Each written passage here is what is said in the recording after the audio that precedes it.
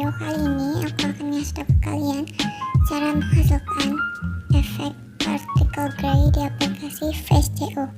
Tapi sebelum lanjut, pastiin kalian udah klik tombol subscribe serta notifikasinya, like and comment ya guys. Oke, jangan berlama-lama, langsung aja ke aplikasinya.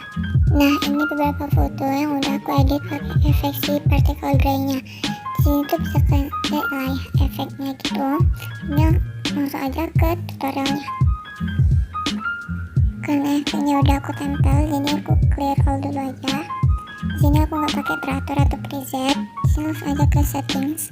Pertama kalian pergi ke exposure, kalian turunin exposure-nya menjadi 5.0 biar kayak gelap gitu.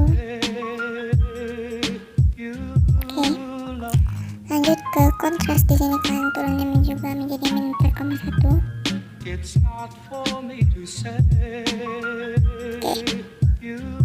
lanjut ke rona. Di sini ronanya bayangan kalian naikin menjadi +3.8.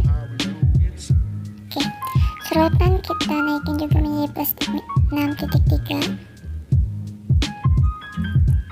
Kita lanjut ke saturasi. Di sini saturasi kalian turunin menjadi -1.1 agar menjadi lebih gelap fotonya.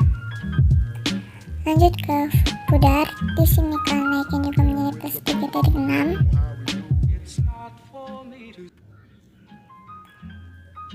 Lanjut ke butiran agar ada efek partikel gitu. Di sini butiran kalian naikin cuma 1.5 aja. Yang terakhir kita pergi ke fitness. Fitness ini kalian habisin aja tuh +12,0. Oke, efeknya selesai guys, udah jadi. Jadi ini before after guys. Oke, segitu dulu aja video dari aku. Thanks for watching guys, bye bye.